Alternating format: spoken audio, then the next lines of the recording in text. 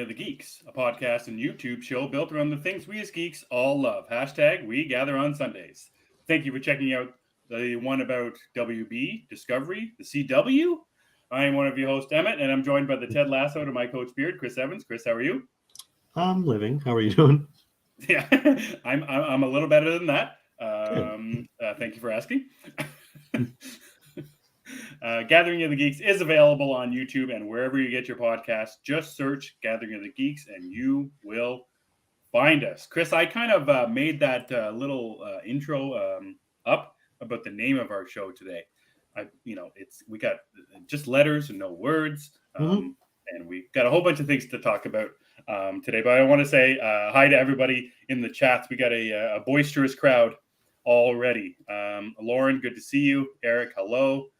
Grabs, Ian, Zeddy, Cookie, thanks for hanging out with us, as you guys usually do on a fine Sunday and in some cases a Monday if you're Ian.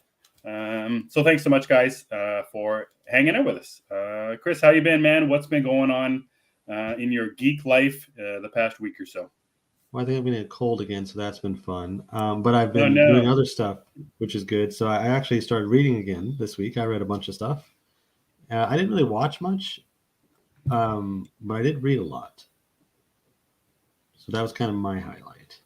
Mm-hmm. Yeah, would anything caught your eye that stood out as a must-read or something that managed to make it on the top of your stack, but you actually got around to reading?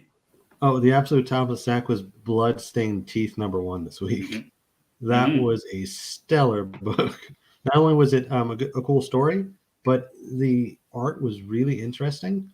And you actually had a review for it over at Geeks Worldwide that got retweeted by Image Comics. So I think you liked it too. I did. I think you did. Let's talk about that book a little bit more. And you mentioned the art, and I wrote in my review that the art is like beyond neon. There's just so much neon and bright colors, pinks, greens, oranges. It wasn't what I was expecting. I think I saw some preview pages for it, and I kind of just I don't know, maybe I didn't pay attention to them as much. But when I read the book, it's just like, wow, this. I don't want to say it hurts the eyes, but it's like it's almost a strain on the eye a little bit just because it's so bright, and something I wasn't expecting for a vampire book. Dark and brooding is more or less half what I expected. What'd you think about the art overall? It looks like the 80s threw up, and I loved it. That's right. No, it was a cool style, and it was different because normally when you get a vampire book, they kind of all look moody and it fits the tone of it, but this one went for something else, which I thought was a really cool move.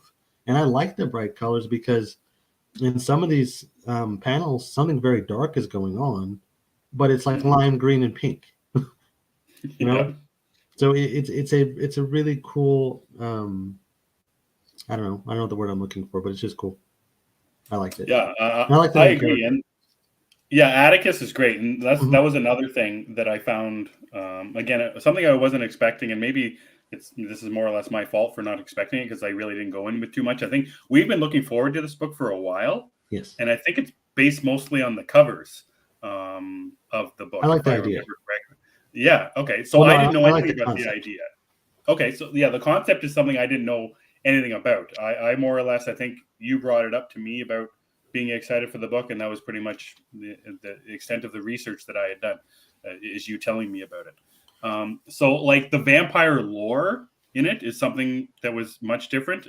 Again, another thing that I wrote in my review, that it's like the vampires, but in a social media society. There's like Twitter almost in it. There's fans of vampires and being turned into a vampire. And the concept. Talk a little bit more about that concept that you found so appealing, Chris. Well, it's just that every writer who sits down to write any kind of horror character, whether it's a werewolf, a vampire, a ghost, like the Me You Love in the Dark was a different kind of ghost story than what we're used to. And the same thing was with this story. They took the concept and they just kind of widened it a little bit to fit the narrative that they wanted to go with. And we haven't seen a lot of what they're doing with it yet. I mean, it's the first issue, so it's mostly introductions and stuff. but it was just really well done, and it's interesting. I'd like to see more of this world. We don't, like I said, we don't know a lot about the lore just yet, but I like the taste we've got. You're being called out in the comments pretty heavily here, Chris. I see that. Chris is a huge vampire fan, and everyone knows it. I mean, it is what it is. So Bloodstained Teeth #1 from Image Comics came out just this past week from writer Christian Ward, artist Patrick Reynolds, and colorist Heather Moore. I recommend picking it up, even if you're not a fan of vampires. It's not, because it's not a typical vampire story. No, it's not that dark and brooding. And I love that you mentioned the Me You Love in the Dark, how it's not a typical ghost story. I think that's a great analogy, but this isn't a typical vampire story. I had a lot of fun with it, and the world, like you said, Chris, I really want to see more of this world for sure. And I love that it's ongoing. Yes, it's not just a 6-issue series, so we're going to get more of it, and I can't wait for sure. And if you haven't read The Me You Love in the Dark, you probably should. Yeah, Chris. Yeah, for sure you should. that was a good one. The other book that really stood out to me was Captain America Zero. That was a fantastic book. I didn't read the one of the more recent Captain America runs. I kind of sat that one out because I heard mixed things. I figured, well, I'll just read it when it's done, and then it's done, I'll eventually get to it. But this particular issue stood out because it's really fun. It feels like a buddy cop thing between Sam and Steve. There's a lot of personality between them, a lot of banter, and then you and I talked about this before, but the art really stands out too because it kind of looks like Alex Ross's art, but it's not. But it has that kind of look to it, and I just really dug that a lot. Yeah, and I liked how they're expanding the book going forward. Again, we talked about this, but I think it was just on Friday where they're making a Sam Wilson book from this, and they're also doing the Steve Rogers one. And I think that's a great way to do it, where there's 2 Captain America books because there's 2 Captain Americas. I think it's a great way to do it. I think there's actually be more when all is said and done. Because they had that Americas? Yeah, they had that series. I forgot what it was called, where they introduced the different caps. Kind of like Batman Incorporated, but it was, I guess, Captain America Incorporated, sort of. So I think, it's Captain America to be more of a group thing now. I could be off, but that's just kind of the impression that I got. And I think that's cool, though. It's a mantle. That's a great way of putting it. And I like to hear that you're reading some Marvel, Chris. You're getting outside of X-Men as well. I like that. I like to hear that you're reading regular Marvel. I do read Cap normally. Yeah. Do you really? Is he one of your fave characters? Yeah, no, I like Captain America a lot. I'm not like a huge fan of the comic versions. I've read a lot of them, but not like a super fan. But I like them. Spider-Man is the character that I love from Marvel, who I hardly read. Like I just recently read Life Story and Blue for the first time. Loved both of those, and then I read that new Amazing book that came out, which I thought was okay. I agree with you 100% about Spider-Man being, a favorite character, or a character that I like a lot, that I just haven't read a lot of the stuff. The most popular Spider-Man books, the Clone Saga, anything with Gwen Stacy. I just haven't read it, and I don't know why, and I don't know if it's maybe it's just the tall ordeal of the idea of reading those books because of how many books there are, and like the weird story. This, from what I've heard from other people about the, just like as X-Men's a weird, crazy timeline and storylines, Spider-Man also has a weird and crazy timeline and storyline that maybe I'm just not prepared for, I think. That's kind of, well, also, and we'll get to this in a second, Ian, but I feel like there's so much other Spider-Man content where it's like, okay, I get it from these other things. I don't really need to read the book. Whereas something like X-Men, I have nothing else right now. So all I have are the comics, which is fine. I love the comics, but there's no other like supplemental material, if that makes sense. Yeah, and like I think you mentioned it when No Way Home came out, how amped up you were to try and read some more Spider-Man comics. And I went through that same thing as well. I read Life Story. I read that as it was coming out, but I went back and I found Blue and I read that. And I like it's. I looked for collected issues, trying to find which one was a good one to pick up, because trying to pick a certain story or single issue to read was tough, and eventually I'll get around to it, but there's just so much, and I don't know if I want to. Like I said, it just seems like such a tall task to get into Spider-Man. Yeah, it's just a lot. Not that there's anything, and I read the newer one too. It didn't do it for me. I don't like the art. The story was okay. And I like what they were doing recently with the Beyond storyline, bringing in Ben Reilly, that kind of thing. So we'll see. Maybe I'll just keep giving it another go. We'll see. Probably not though. Like you say we'll see, and I just know you're not going to do it. So I'll say we'll see, and you can just know that I'm not going to do it. I do it sometimes. All right, Ian is asking about the Reckless book behind you. What is it? Yeah, so the one right there is the first Reckless book in the series. The newest one just came out. I think it was maybe just this past week or something. The Ghost in You. It's from Ed Brubaker. Somebody says it in the comments. Grabs. He's got it. Brubaker and Sean Phillips, I think. Yeah, Ed Brubaker and Sean Phillips. They're maybe my they're a top tier team in comic books. Ed Brubaker's been around the block, a ton. He's written Batman. He's written all the big names. But I'm really digging their Criminal series, which is an older one too, which I've got a couple of those trades as well. But yeah, the Reckless, it's about a guy named Reckless. His last name is Reckless. Ethan Reckless is his name. And he's like a PI, solves crimes and gets into real shady stuff. It's like a crime noir story. And these Reckless books, they're graphic novel only. They're not single issues. They just come out every couple of months, I think. So yeah, the first one came out, Reckless, the one that I have behind me, came out in December of 2020. And then the second one came out in April of 2021. And then the next one after that came out October of 2021. And the newest one just came out April 13th. So they're just original graphic novels, which is a really cool idea, which I'm a huge fan of. And there's something that's coming out from Jeff Lemire and Andrea Sorrentino in the next 2 months or so. That's going to be the same thing. It's like a 90-page original graphic novel, just a one-time thing, no single issues. And I really dig the style. Hardcover, it's great to look at. So if you're into crime novels, crime books, crime comics, this is the one. Yeah, if you're into crime, if you just like crime, recommend. If you just like crime and bad things happening to good people, then that's what happens in these books. Who doesn't like that? Exactly. So and his name is Ethan Reckless. Mm-hmm. That's some Stan Lee kind of stuff. Yeah, that's right.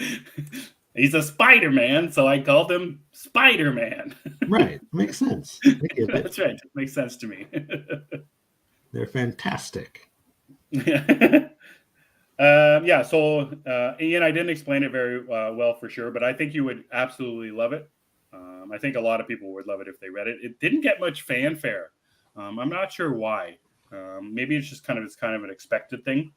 Ed Brubaker coming out, and maybe the style isn't for everybody with the graphic novel. But I love it. I'm all down for it. I can't wait for more. There's going to be more.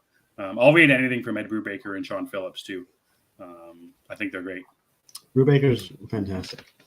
Yeah, really I know you're a big fan of Ed Brubaker.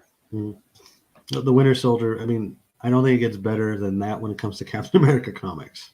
Right.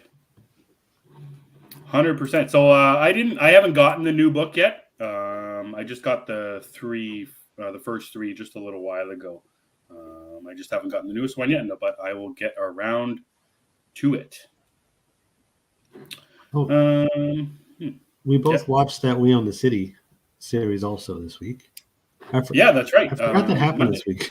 Yeah, I watched that, and I was thinking of that too. I forget which day it was. It was like Thursday. I'm like, oh, when's that new show coming out? I'm like, all right, it was just this Monday. And maybe because it's on a Monday. HBO is usually the Sunday thing. But I think, like you just said, flight attendant's on Sunday, right? Yeah, Flight Attendant is on Sunday. I didn't know there's 4 episodes now. I'm really behind. I only watched the premiere this week. Hmm. Um, Yeah, so I'm excited about that. What did you think about We Own This City? well, before we get to that, I like Zeddy's idea. I don't know where I'm going, but apparently I'm getting transported out of the country. Yeah, there's and Uh, every stop we take, there's just an assassin after us. Is that what it is? I mean, that'd be fun. And I do like France, so take me back. Take me back to Paris and leave me there. Um, I didn't love We Own the City.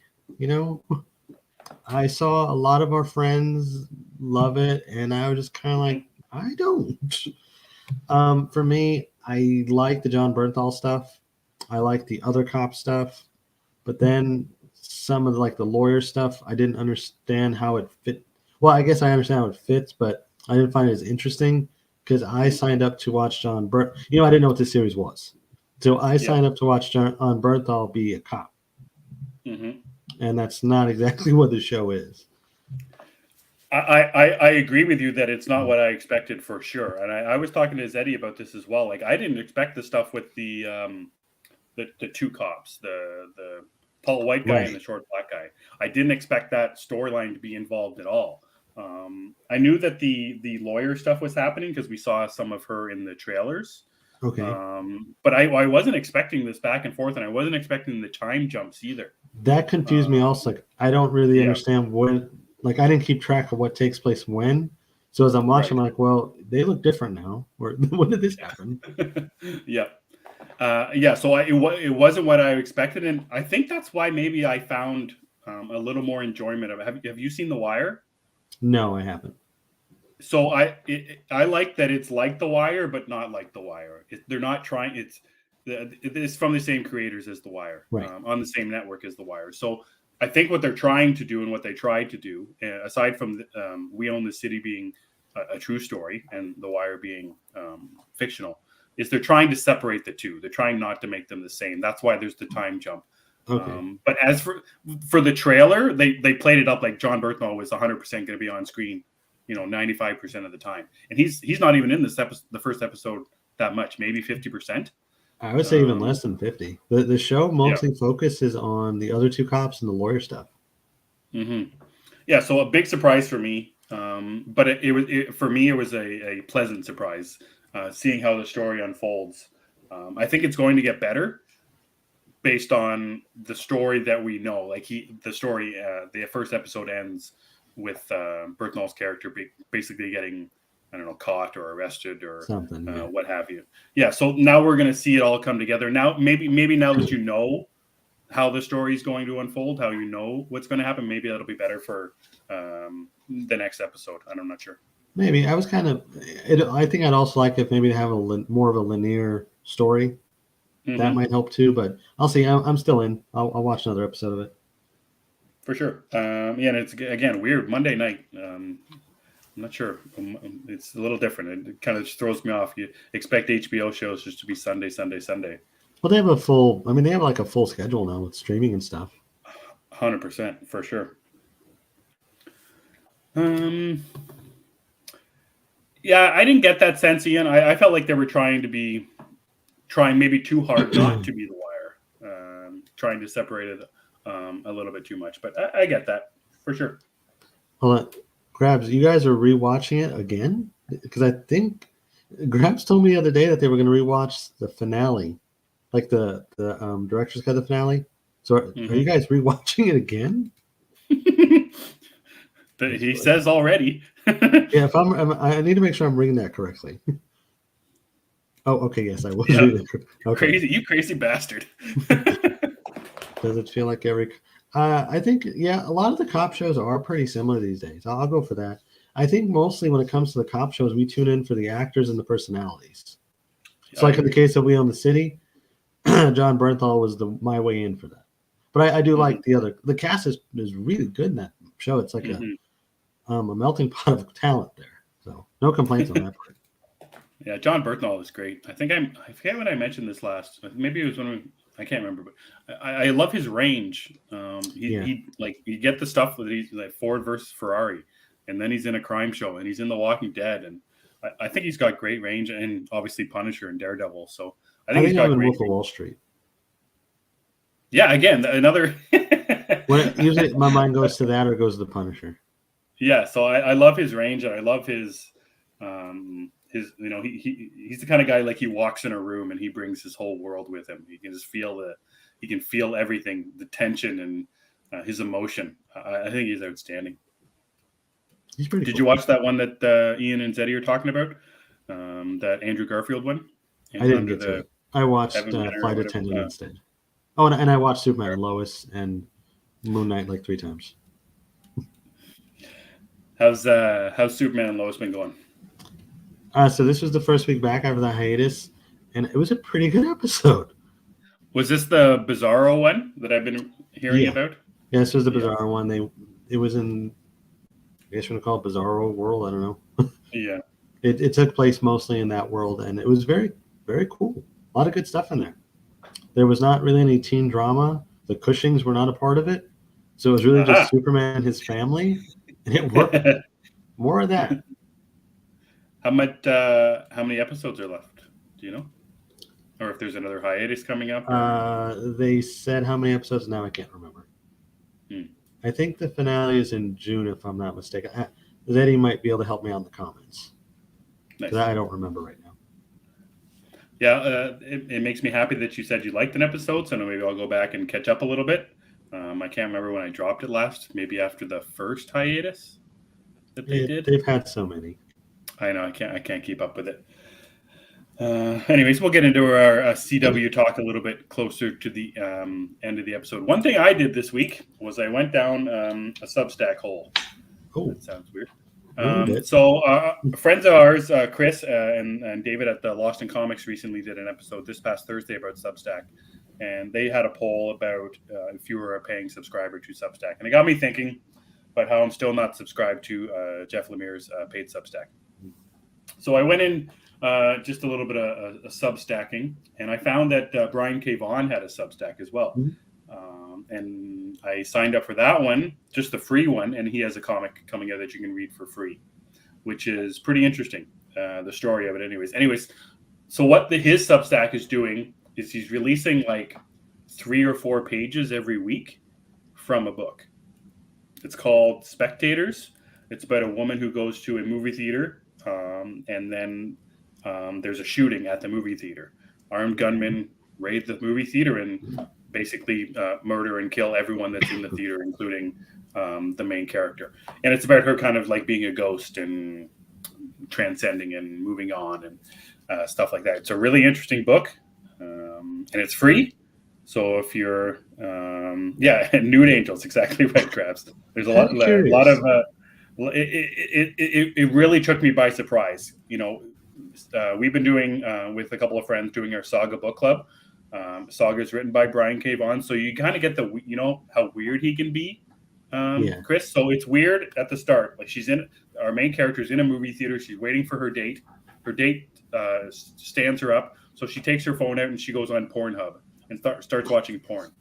Okay. Okay, and that's fine. So there's that weird nudity that Brian K. Vaughan loves to add into it, and then all of a sudden, like an armed person walks in with a huge machine gun and just blows everybody away. Very violent, doesn't hide from us at all, and then all of a sudden she's a ghost. So I think that's all within maybe the first 6 or 9 pages. So that would be 3 weeks if it's 3 pages every week. It's a really interesting story. It's free. I recommend you should check it out for sure, Chris. Who's the artist on that? I can't pronounce her name. I think it's Nico. Let's see if I can look it up quickly here. After reading Saga, I am definitely in for more Brian K. Vaughan weirdness.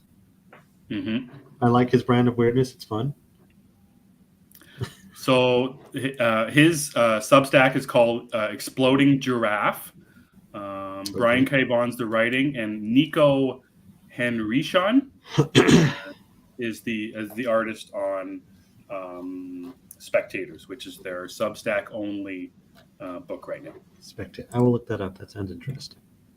Because I need another book to add to the stack.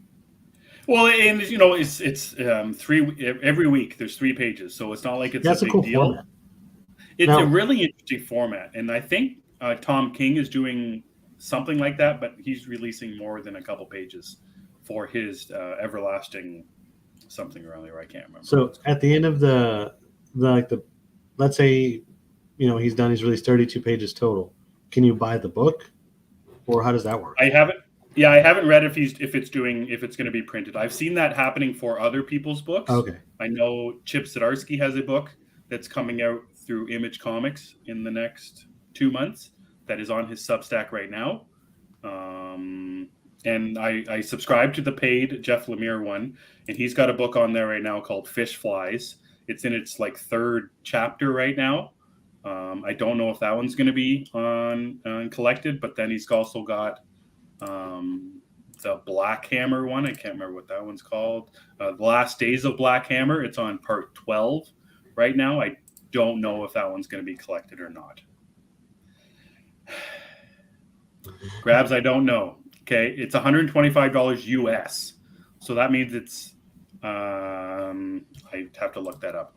You're like 150 USD to Canadian. $160. Ooh. For a book I already own all the single issues for, so I'm not paying 100. I got Black Hammer books right here. So library edition, I paid $60 for each of these, and they're oversized books. $160 for a 5-issue book that I already own, even though it's an outstanding book. They're only making 1,000 of them. I just can't justify the price of $160. It's pretty. It's a hardcover. It's great. It's outstanding. And I'm upset that I missed I didn't sign up for the Substack until this past week, but the week before there was an early pre-sale for the Substack people only, which if I was in the right mood, I would have had early access to it. But it still would have been 160. It still would have been 160. I can't justify the price. The impulse might have got you though if you had the pre-sale. 100%, and that's it's exclusive. I'm in the club. Exactly, and they're doing it through Dark Horse Direct, which so you can do a payment plan on it, which I think is 3 payments of $57 or something. I've never heard of a payment plan for a book. That's something. I do payment plans on figures and stuff. Yeah, like that Moon figure is going to be on a payment plan. Which one? The Hot Toy. When's the pre-order for that one? Or it's already out. You can order it now. Nice. It's pretty. My comic shop has an online store, and they use a thing called Sezzle, Sezzle, which you can do 4 payments spread out over whatever it is. So I use that for when I'm doing a big purchase, like anything over $60 or $70. I'll spread it over 4 payments, and it makes it a lot easier. That works. Yeah, so I went down a Substack hole, and I'm happy I got the Lemire one because I already read, got caught all the way up on Fish Flies. After that, I'm going to start reading the Black Hammer stuff that's going to be on there, and he has a newsletter every once in a while that says there's going to be more stuff on there, and I guess I'll have to see up in when the year I sign up for a whole year because it's cheaper than doing it month for month. I'm interested to see what happens by the end of that year. If the stuff that I've already read isn't collected, and then if I do or don't want to buy it, and if I would rather have waited until I could just buy the physical instead of double dipping. So we'll see. I mean, it's a fun concept though. Yeah, and the thing about it is like the free stuff, it can, it's okay too. Like I'm not against the idea of Substack. I'm not against the idea of paying for the Substack, but the free ones, like, and some of the biggest names, like we said, Brian K. Vaughan, Lemire, Zdarsky's got one, Scott Snyder's got Doesn't one. Tom King have one? Yeah, Tom King, James Tinian, they've all got them, and you can all get free stuff. It's just if you want that extra, if you want to get the actual comics, which I'm okay with right now because there's a lot to read in the Lemire one, and he's posting every week, just like Brian K. Vaughan is posting every week, even though it's free. So Substack's good. I like Substack.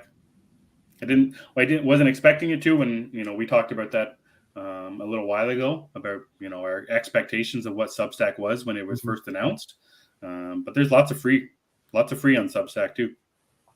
Free is cool. Free is cool. Free is cool. I like free. What else? And the other thing I got around to this week was, or I've actually been doing it the last couple of weeks, in that we got my son, or the Easter Bunny got my son, the Skywalker saga. Yeah, yes, that's right. We got him the Skywalker Saga for the Nintendo Switch, the Lego game. It's so good. Oh man, is it good? Is it? It's got all 9 episodes of Star Wars, and I'm coming around on these Lego games, man. They're so much fun. There's so much to do. And you said it before, they're not just kids games because they're friggin' oddly hard. difficult. How is a 5-year-old supposed to figure this out? I couldn't figure it out. Like, come on, Lego. But I think the quality is changed over there, because I remember when they first started making these, they really were simplistic. There was nothing to them. You just kind of run around, hit stuff, and it was done. Yep. Yeah, my wife's playing the Harry Potter one right now, and there's no vocals. There's no voice acting at all. It's just characters going ee or like there's no words. It's being spoken, so it's really strange. They don't. They just do it. Oh, okay. You select the spell and then they do it, but they don't say it. It was the same for. We were thinking about getting the Pirates of the Caribbean one after we watched all the movies, and it's the same thing. One. Yeah, but the Jurassic Park one has talking, and the Lego, Marvel, and DC ones have talking. Mm-hmm. And obviously, yeah, the upgrades on the Skywalker Saga are so good. The graphics are good, and they changed the gameplay a little bit to be kind of like a third person. Yeah, it's great. I can't recommend it enough. Just for having fun with if you have kids, you can do it. And when my kids go to bed, I stay up until midnight playing Skywalker Saga. So you have your own file on there. Oh yeah, and I have to make sure that when he loads up, my son loads up. Don't touch mine. Mine's on the bottom, yours on the top, because he did that when he accidentally deleted his Marvel save. So I got to be extra careful with him now. They should release a new Lego Batman game. There should be more Lego ones, and I can't like the DC one and the Marvel one. They're like some of them are like 10 years old. Yeah, and like the Skywalker Saga is a collection of games that were already released. So yeah, like there should be more Lego games. There should be a Lego game for everything. I think they're tons of fun. Like Lego John Wick. Yeah, exactly. There should be Lego everything, and they should do more. They should do more for the Jurassic World ones, because they did one up to the first Jurassic World, but there's not one for Fallen Kingdom, and I think there should be one for Dominion too. Like, it should be an expansion pack or whatever. I would play a Lego James Bond game. Exactly. Oh my God, that would be amazing. That'd be a lot of fun. Yeah. What is it? 25 levels, and that's a lot of cool stuff you could do with a Lego game in a James Bond universe. Eric's got a good one there. Lego Fast and Furious. See? Oh, that's a good one too. It's all about Lego. You just build the cars, and oh man, you start out stealing DVD players, and then by the end of it, you're flying to space. But I want 2 versions of the Vin Diesel Lego character. I want like the way he looked in the first one, where he was like younger and more muscular. And now muscles, now he I don't know what he is now. I mean, he's just gotten older. I didn't know you could beat Booster Gold in one of them. That's cool. This is the real winner though. Lego Pulp Fiction. But anybody else in the comments, let us know for these Lego movies. If we could expand on this, let's just have Lego Tarantino collection, because I want to do Reservoir Dogs, Pulp Fiction, Kill Bill 1 and 2, and Django. I think Inglourious Basterds would be a fun one too. And Inglourious Basterds, yeah. Can you imagine the theater scene in Lego? Yeah, there's just my kids playing a Tarantino one, and it's just 25 minutes of people talking around a table. Christoph Waltz. There's just no action. There's just talking. It's just Christoph Waltz. Yeah, that's right. Oh, Lego horror. That's a good idea too. Mm-hmm. You could be like possibilities are endless. Lego Laurie Strode running from Michael Myers.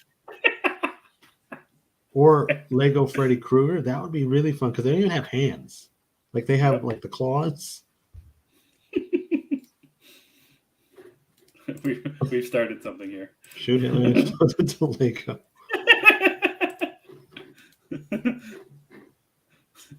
I like these ideas. Yeah, we're on to something here, folks. It's a shame WB is going to sell their gaming studios, but we'll get to that. Oh, God, yeah. Could be a good or bad thing. I'm not really sure. Yeah. So, yeah, would you get into anything else this week, Chris? You said you didn't watch too much? No, when I did watch, I was watching Moon Knight again, to be honest. Yeah. Did you watch episode 5 again? I think I've watched it 3 times. Yeah. And I still have no idea what's going on. I watched it 3 times. But I watched that. I watched, like I said, Flight Attendant, which was pretty good. I really like Flight Attendant. And again, I've been watching a lot of Big Bang Theory. Catching up on doing some more of that, just a big marathon. Well, it's just good background noise for me while I'm doing other stuff. So it's like always on in the background with me. And I could just look up, and I've seen most of the show. Like, I think I've just not seen the last season. For some reason, I don't like last seasons of any series, so I typically avoid them. For sure. And so I've seen most episodes, so I could always just look up and remember, oh, I know this episode. Yeah. So you mentioned Moon Knight there, guys. If you're watching right now, you guys in the comments, we've got episode 5 of Moon Knighting in your podcast feeds. Make sure you find us wherever you get your podcasts. It's interesting you mentioned you don't like the last seasons of things. I just finished Ozark season 4 about an hour and a half before we got here. I won't get into spoilers because the season just dropped 2 days ago, but I did not like it whatsoever. I thought it was upsetting, or not upsetting, unfulfilling. I thought it was irrelevant. I thought it was boring, and I did not like it at all. So maybe next week we can get into a little bit more spoilers when it's been out for more than 2 days. But how much have you watched any of Ozark? Not an episode. So yeah, it just didn't do it for me at all. And I know some people online, I think Zeddy was one that he liked it more than I did. I know Ian didn't like it very much. And I see Cookie in the comments saying she agrees with me. So yeah, it's really hard to stick the landing sometimes on final seasons. There's a lot to live up to. There's a lot of, storylines to tie up, stuff like that. So yeah, I get you. I get it with final seasons. Sometimes they're just not the best. Yeah, and they kind of sour. Like, I think How I Met Your Mother is one of the best examples. That finale is, I hate it. I really just don't enjoy it. I don't like what they did, and it makes the rest of the series different when we watch it because of what happens in that last episode. But then, like, there's certain shows I think that in fine, like Mad Men had a pretty good ending. But it's funny. I watched that as it was airing. I only watched the finale, I want to say last year. What episode would you have stopped at? I stopped on the season before the last. Oh, okay. I did not watch the last. I just don't usually get to them. Like even Justified, which I also adore. I have not watched the last season, but now I have to since it's coming back. I don't think. I was just thinking that too when they announced that it was coming back. I'm like, I don't know if I've watched the last season. I don't know. It's so good. I don't know what the last thing I remember happening. Yeah, I have to start from the beginning because I don't remember anything other than I love that show. Yeah. Oh, it's so good. And I like the books too. The books are really good. Yeah, the books are very good. And they're basically, there's a couple episodes that are basically straight up stories from the book. So yeah, ton of fun. Have you watched How I Met Your Father? Have you watched any of that yet? So I watched the first episode. I was like, oh, okay, I'll watch more. I never did. You didn't like it, or just haven't got around to checking it out again? I didn't love it, and there's other things I could watch. Gotcha. The Batman's on HBO Max. Well, speaking of that, let's get to our poll this week. So that's what we read and watched this week, guys. We had a poll from last week. We wanted to know the discourse about Superman seems like it's ongoing. It's never going to end, but it's been, ever present in our cohort of friends online. The Vigilante 1939 guys have been talking about Superman a lot lately in their podcasts, talking about the popularity with the general audience. This idea about why hasn't WB done a Superman, and why are they scared to, and maybe they think it's not relevant, and what story do you tell, and which character do you use, all of that kind of stuff. So we wanted to know in our poll, guys, how do you like your Superman?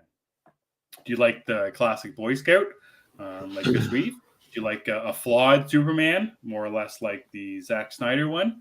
Do you like a mix and match of both? And then, of course, Batman is on HBO Max, our fourth poll answer. So the winner of the poll was a mix and match, one with 40% In second place was the classic Boy Scout. So we had a couple of comments here that I want to point out. A friend of ours, Philip Barker, says flawed because when he's the perfect Boy Scout, it just feels easy and cheesy, which I like his rhyming there. Very good. Phil, which is at Philcast Movies, he's the Christopher Reeve one. So he's on the opposite side of it, more the Boy Scout. And he also adds that Superman for All Seasons from Jeff Loeb and Tim Sale is his preferred, is that meets the criteria for his version that he likes. Carrie Vonderberg on Twitter says, Superman should be upright but flawed as well. Aspirational and inspirational, but still wrestle with the reality that he can't be everywhere at all times to save everyone. He's confident and morally upright, but not a pushover or a goody two-shoes, like what a Boy Scout implies. Bill B on Twitter says the Superman and Lois version is great because even with all his power, there are issues he can't punch his way out of. Family issues and relationships leave him basically powerless, just like the rest of us normals. And friend of the show, Glenn Clark, said Man of Steel is his preferred Superman film, so it should be obvious which option he voted for. Chris, what do you think about this idea about there has to be first of all, for what version you would like, but does there have to be a version of a Superman? Like, do you have to tell a goody two-shoe one or a flawed one? Like, why does there have to be a version of Superman? Yeah, why does there have to be a version? That seems to be the argument because for whatever reason, there can be only one. Just like Highlander. Yeah, right. Just like there can be only one, and there's a lot of people who think that only that one is correct.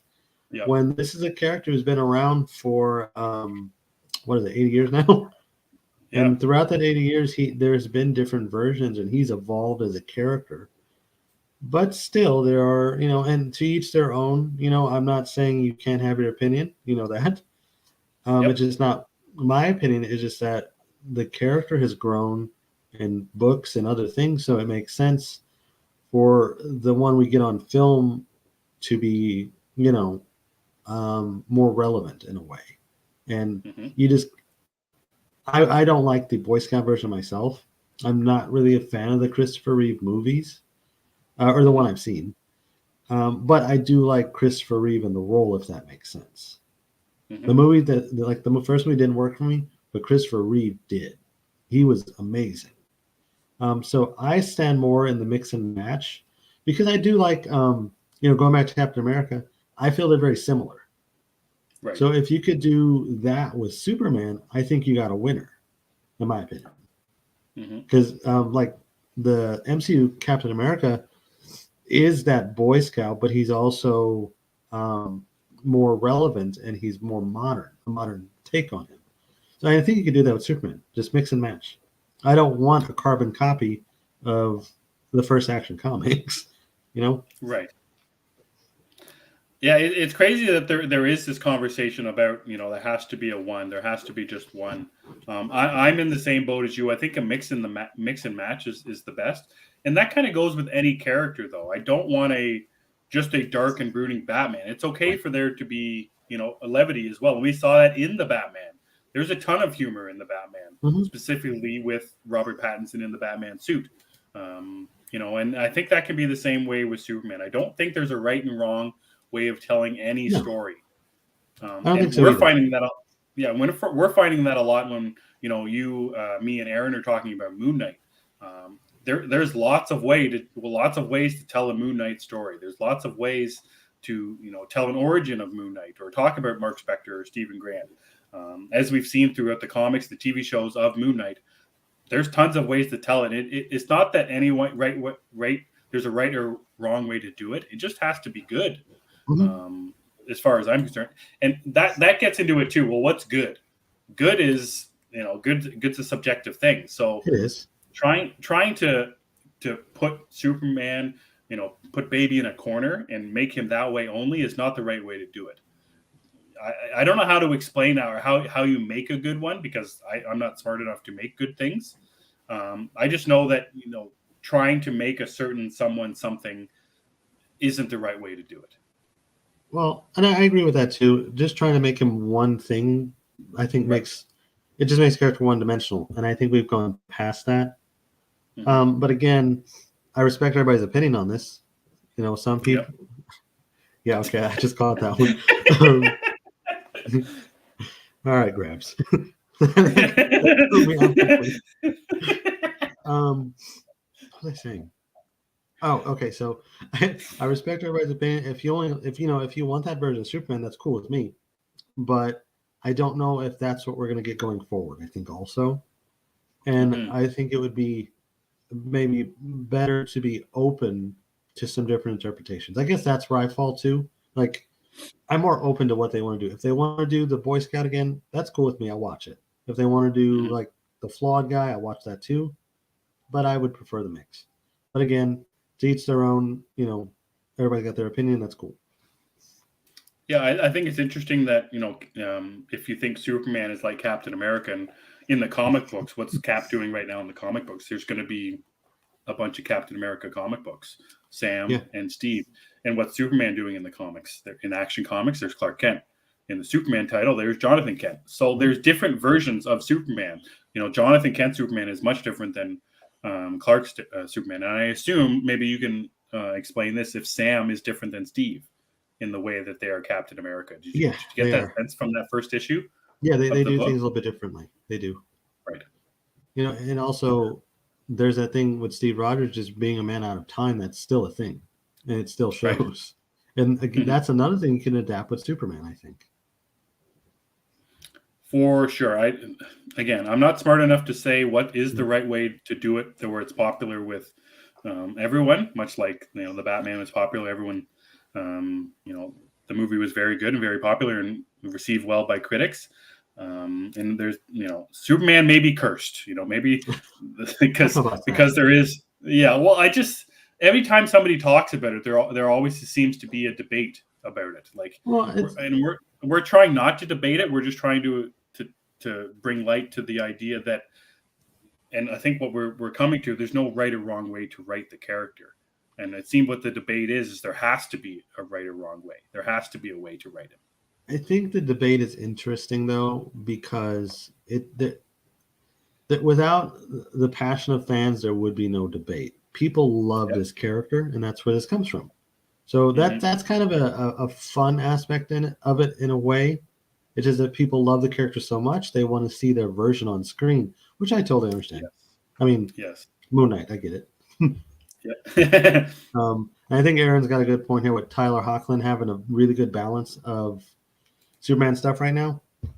I think that is a thing. Tyler Hoechlin, or Hoechlin, I still can't pronounce it, does a really good job with being both versions, or just a good let's just call it a single good version of the character. Mm-hmm. Yeah, I think that surprised a lot of people too, from what we've seen or what we had seen from Hoechlin Superman before Superman and Lois. Yeah, Because I it's think what I different. had read was his stuff from the Crisis event and whatever else he was in, Supergirl. I can't remember. Supergirl. I don't even know. I didn't watch it, but I don't think the character was thought of that highly before No, Superman and Lois. I don't know what went on in that writers' room, but when they got Superman and Lois going, they were like, nope, we're not doing that. Because Right? the way he was before, I want to kind of compare him to Christopher Reeve, but not as good. Hmm. They wanted him to be that kind of smiling good guy Superman, complete with the way he looked. Like he was always clean shaven, and he had like more of a kind of like a younger look, I think, which was probably Mm-hmm. purposely. But when they transitioned him to his own show, they changed his look a little bit, and they added so many more layers to the character. Superman Lois is the better version of Tyler Superman by far. Right. Yeah, I agree with you 100%. I haven't seen all of season 2, like I was saying, but season 1, great Superman. Mm-hmm. And you said it, Chris, very eloquently. Like, I think he's the most popular superhero of all time, and I think that's why there's so much debate about it, because people just want to see Superman. They want him to be the best there is, the best there ever was, the best there ever will be. If you'll take my Bret Hart analogy, they just want to see a good one. Does he wear purple sunglasses? He should, and it should be bigger than his whole entire face. Give him to a kid every time he saves a kid. Foundation. Here, Zeddy's also right here. Superman's an alien. He doesn't even have to be muscular. He's an alien. Yep. Yeah, I think that's coming from the idea that they're bringing in Calvin Ellis possibly about the the Michael B. Jordan thing. Yeah, I don't care. Superman is Superman, just like Captain America is Captain America. It's a mantle, right, Chris? Unless it's Batman. Yes, you will die on that hill for sure. I will nap on that hill because I do like Jace actually. Oh yeah, have you been reading I Am Batman? A little bit, yeah. I got into it. I think I'm behind, but I did read about 3 or 4 issues of it, and I like it. Nice. He's a pretty good Batman. All right, guys. So that's the poll from last week. We've got another one up on our Twitter account right now. And we want to know, or Chris wants to know. We want to know. Science wants to know. Science wants to know about your preferred length of episodes per season in a TV show. There's a lot of debate of how long a season of any given series should be. So what is your preference? We've got a mini, kind of a 1 to 8 episodes, 8 to 16 episodes, 16 to 20 episodes. And, of course, The Batman is on HBO Max. Okay, Chris, so let's get into a little bit of a main topic today, and we'll kind of relate it back to our Superman talk, and we're going to relate it a little bit maybe further on in the conversation about the CW TV show cancellations. But, Warner Brothers Discovery is officially a thing. And there's an article came out that changes are happening. The changes are happening for the people who are working there, for the content that we're going to be seeing. And you mentioned it a little bit there about the video game. So let's stick with that for a little bit, about their shuttering or their minimizing of their video game department. What's your sense on that? Well, it's just a rumor right now, but the rumor is that they're going to get rid of the video game studios, sell them off, and then just license the IPs, which it would make it the way it used to be, I guess, before WB kind of swallowed everything and created these studios. I'm not really against it. It just kind of depends what they do with it. I mean, hypothetically, they get rid of Rocksteady and they take the Arkham formula with them. Mm-hmm. That's probably what's going to happen, I guess. But it doesn't make sense if WB Discovery wants to stay focused on films and series and things like that. It doesn't make sense for them to have the studio. So let them contract out or whatever they want to do. I mean, we won't know if it's bad or good until we see it. Yeah, the video game industry is such a confusing one to begin with. Like, who makes the game? Who's the content creator? Who licenses it? Who puts the money behind it? Who distributes it? Much like the way a movie is made, there's more than just it's more than just Warner Brothers making a movie. And it's a lot of hands in the pot. Yeah, in the case of the games, they make the Lego games, but they're made by. So it's Warner Brothers owning a company called Traveler's Tales, I think. Is that what they're called? TNT or something is the thing that comes up on the screen every time we turn the game on. Yeah, that is the actual studio creating the game, but it's under the Warner Brothers umbrella. So them selling the studio is a whole other thing. Yeah, it's very strange to put a Marvel game in and then to see the WB logo. Well, I mean, they got Star Wars. I know it's very strange, Disney property, and it's funny when we were watching Ted Lasso. Ted Lasso is a Warner Brothers production. Yeah, it's very strange how licensing works with all of these things. Yeah, I'm waiting for that to get to HBO Max actually. Yeah, that's what I was expecting before I think they signed an agreement or whatever, the cast and crew for Apple TV. But yeah, it'd be great on HBO Max for sure. So more into the idea about Warner Brothers Discovery. They said they want a Kevin Feige type, and Zeddy posted in the comments here that there's rumors about that Wonder Twins movie that they just cast is canceled. I don't even know where to really take this, Chris. And we're going to leave the CW stuff to the end. But there's a lot of talk, and there's been a lot of talk in our group chats about DC's plan and where's DC going, and I'm not as down on it as a lot of people are, but movies come out and I watch the movies. Mhm. But we're gonna try and talk about it because that's what we're here to do. We're talking about the behind the scenes stuff. How important do you think it is for DC to have a head honcho, to have a Kevin Feige, to try and fix what they have going on, to have this seems obvious, but to have a linear storyline, a main focus to the way they build their universe, whether it be in movie, TV shows, HBO Max, all of it. I have two minds on it, I guess. First and foremost, I just want good films. Just give me good content. I'm happy. I don't really care if they connect or not. I would like them to, but if they don't, that's fine because like the Batman is a masterpiece in my opinion. That's right. Yeah. So and that doesn't connect to anything, and that's fine. It works. Even you look at like Aquaman and Wonder Woman, they're connected, but they don't have strong ties. Mm-hmm. Even though we see the Wayne truck, and he's mentioned, that's it. In Aquaman, I believe it was one or two lines about Steppenwolf. Something about Steppenwolf, that's right. And that was it. So they don't really need to connect. They need to focus on good movies first and foremost, which I think they've been on a roll. Right. They really haven't missed for me since probably Justice League 2017, which at the time I liked. Yeah. But, you watch Zack Snyder's and there's really no comparison. But I think that if they want a shared universe, something like what Marvel has, it kind of makes sense. You can't say that it's not a good idea, I think, because it's working over there. So why wouldn't it work for DC? So I'm good either way. As long as the movies are good, I don't care. But I will say, I don't really buy the fact that they had a plan. They had, or they're going to have. Okay. I think they had a plan. I don't really buy it because it seemed like everything they do is reactionary. Even the Shazam release date move was weird because you show the footage at CinemaCon, then the next day Avatar basically confirms that they're staying on the date, and then WB is like, oh well, I guess we'll move it. Why wasn't that done before? Why didn't they have? You know what I'm saying? So that's an issue I have. I just don't think they really have a plan.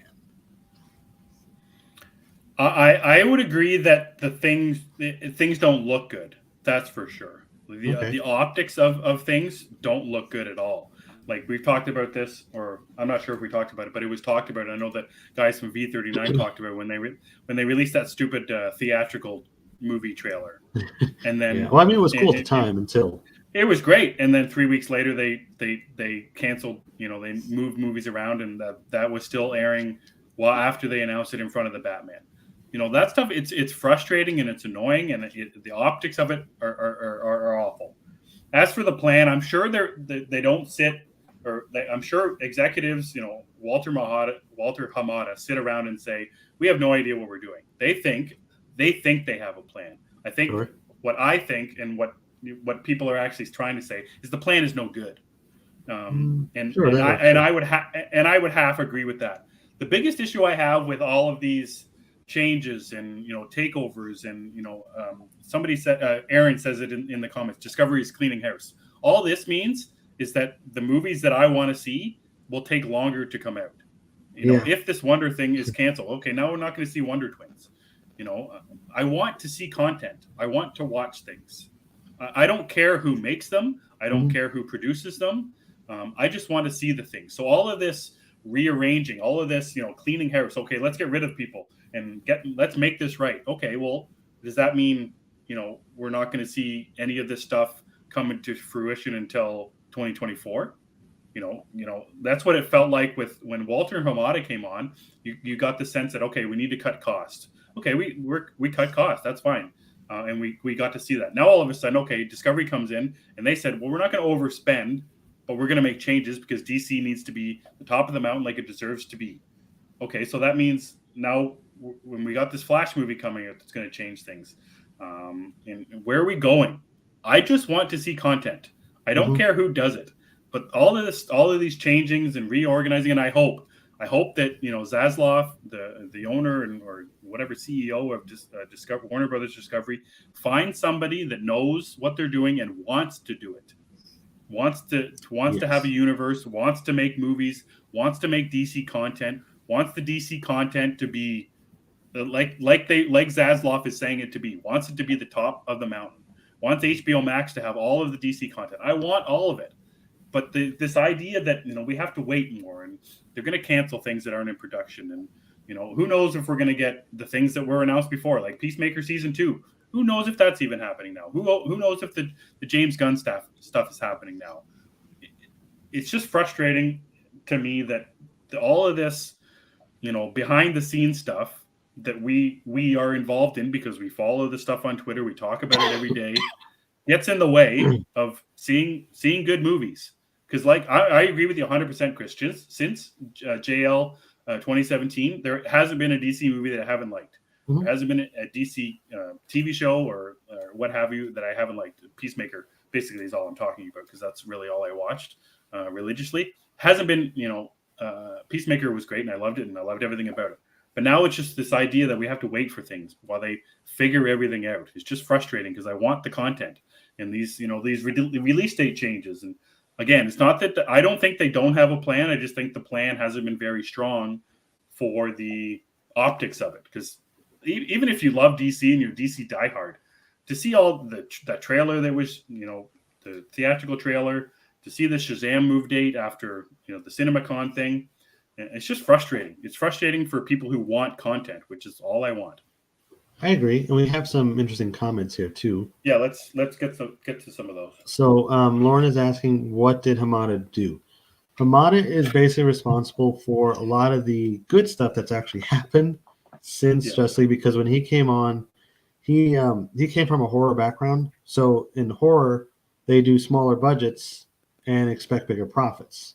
So make more with less. Right. So that's how we got Birds of Prey. We got Shazam and the Suicide Squad and so on. So Hamada has not been bad for DC Films, in my opinion, because we've gotten some good stuff since he's been working over there. Frank makes a great point. That article saying they needed to overhaul was mainly about the branding strategy because there's no synergy between these projects anymore.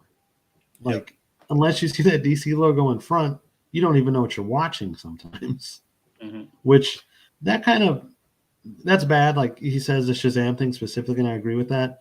But at the same time, even if it's a shared universe, you can't always have them in each other's movies. They need to stand alone. But the branding, the strategy still needs some work there. Carlos is with us. He said that Hamada shepherded everything post Justice League, which is true. I don't want content if it's rushed or sucks. I agree with that also. There's not much I want to see from the current DC projects. That's bad because I should be excited. Yep. Oh my God, Zeddy. I just want content to come out sooner rather than later. I don't want to wait 3 to 4 years for sequels or origin films. I agree with that too. Also, Grabs made a good point about holding the curtain back before we have it used to be we'd see a release date and a trailer, and that was it. Now we really do. I think we know too much about what goes on behind the scenes. I agree 100%. I've thought this to myself, and I've said this. I would love to be the general audience.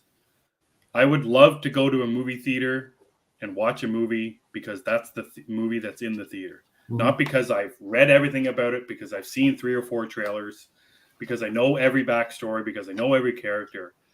Sometimes it's a very hard part of being a fan is, I don't know, a fan is different. In being on the inside and it's just basically following people on Twitter, following the Hollywood Reporter, following Variety, because I do those things. I know about all this stuff. And I agree with 100%. I wish I didn't at sometimes. I wish I didn't know how the cookie was made or the sausage was made. I wish I just went and saw a movie and that was it. I am curious about how sausage is made, though. Usually, just because. Yeah, well, I am too, and that's the dichotomy between it. You can't. And I said this before, or I said this last week on our episode when I was talking about the stuff with my family. Getting off Twitter for a while was great. Yeah, it was even for the good stuff. Even reading about Batman or reading about Superman or talking to you guys. Even just getting away from the good stuff on social media was good for me.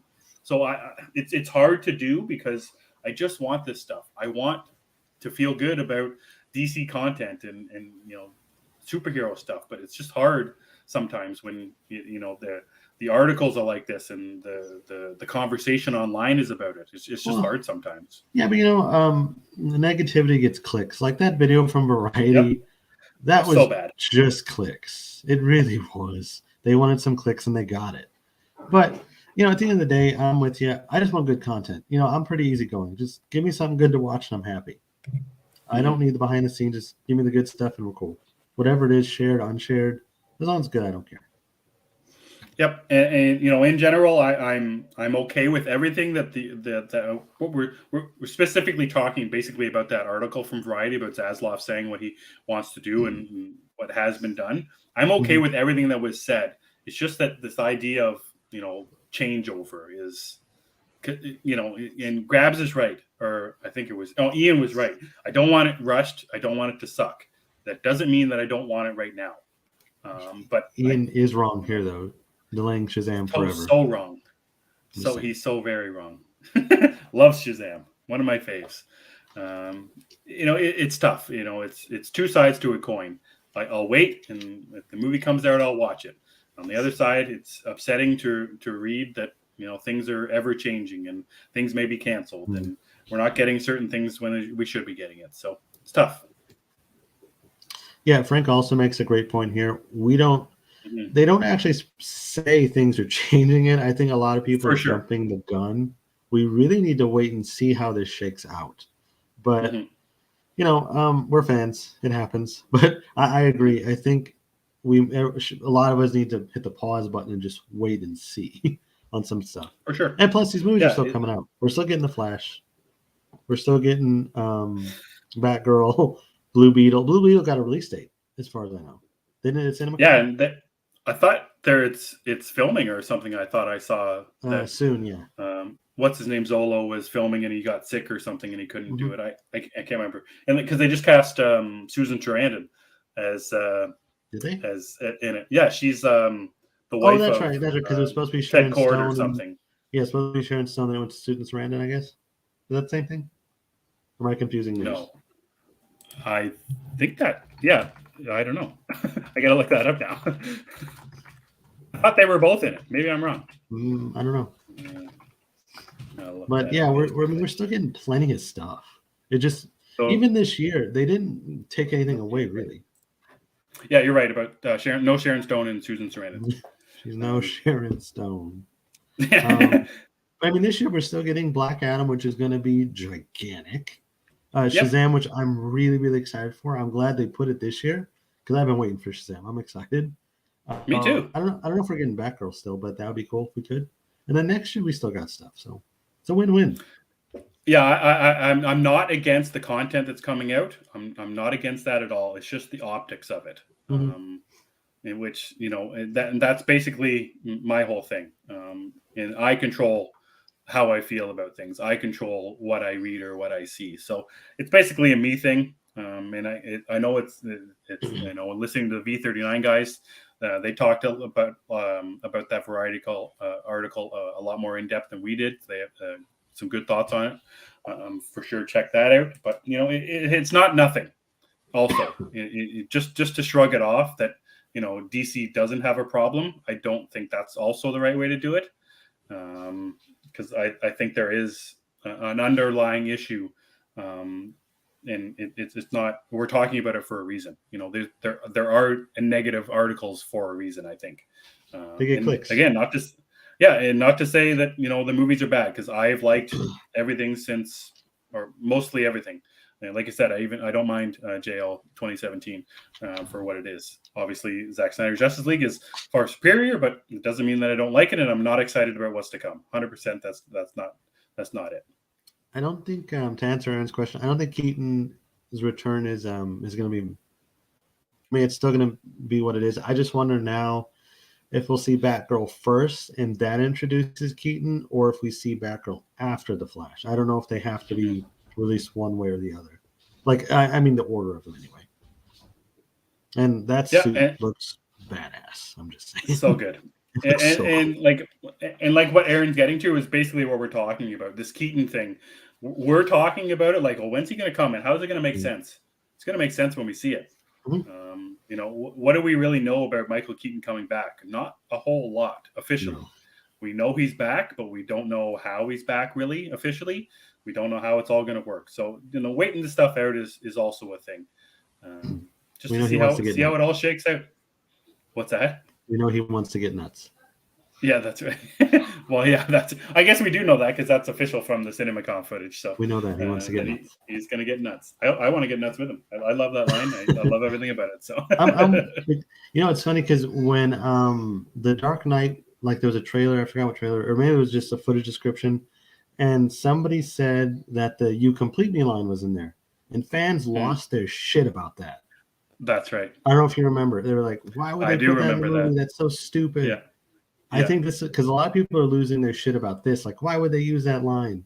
And you know, I don't love the line, but I think it works in that movie. I'm curious to see what they're doing with it. This. You don't like the "You Complete Me" line or No, the nuts line. "Let's get nuts" line? Let's get nuts. It's not my I love favorite the scene in "Let's the get movie. nuts." I like the scene. That but is not my the- favorite scene in the movie. Oh, is it? I love that so much. I think my favorite scene is the opening. I love that first time Just we see him on the rooftop. the two goons. Yeah, I love that scene so much. Mhm. It's great. That is like top tier Batman cinema. Mhm. And yes, the Ezra Miller thing is a problem, but they do have time to turn that around.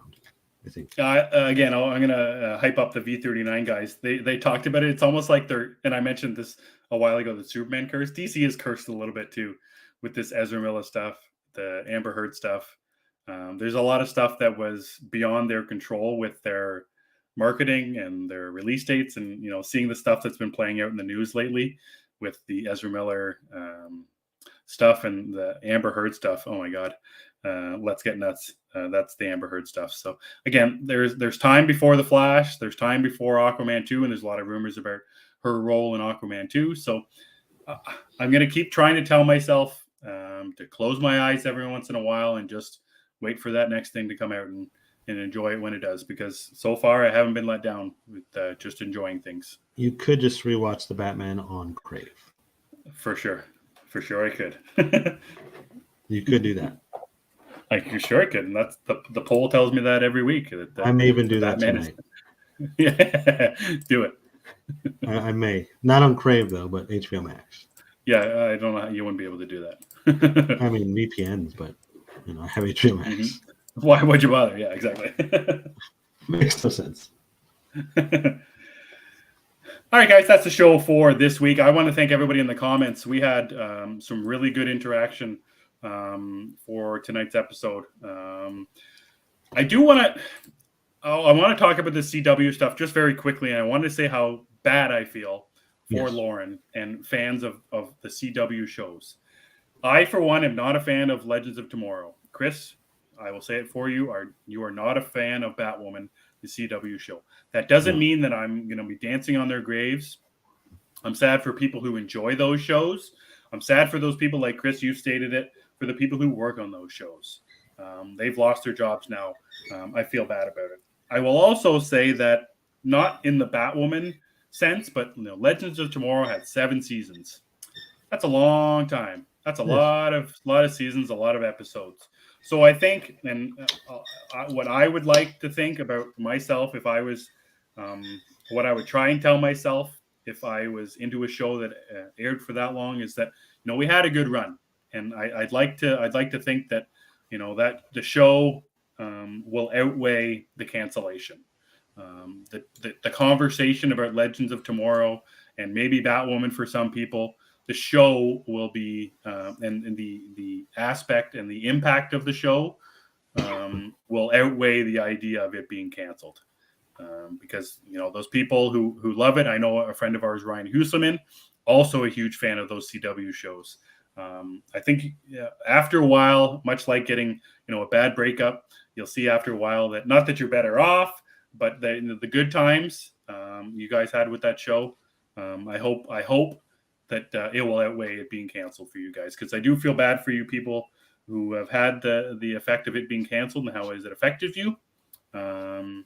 But I hope that you guys can find solace in the idea that the show made an impact on you guys, and it was still a good show for you guys. So I hope you can find some solace in that. Chris, any thoughts about the CW cancellations? Me too. Yeah, okay, thanks. All right, guys, thanks a lot for checking out the show tonight. I want to thank everybody in the comments. We had a lot of them. Carlos, thanks for jumping in. Grabs, Aaron, Cookie, Zeddy, Lauren, Frank, Ian. Thanks so much, guys. You guys were a lot of fun and very informative in the comments as well. It really helps me because I'm not that smart, and you guys really help me out with my knowledge sometimes. So thanks so much, guys, for watching tonight and commenting. Chris, before we get on out of here, hit us up with some plugs, man. Yeah, you guys can follow me at thatchris70. As always, I prefer you follow the show at G of the Geeks. Emmett's better with the other stuff. Yeah, you can follow me on Twitter at EmmettDavis7. You can find Gathering of Geeks on YouTube, where you're watching this right now, and wherever you get your podcast, just search Gathering of the Geeks, and you will find us. Chris has a ticker up here that Moon Knight Week is still going. Okay, that's good. In saying all that, for Chris and myself, we gather on Sundays. Latest Gators.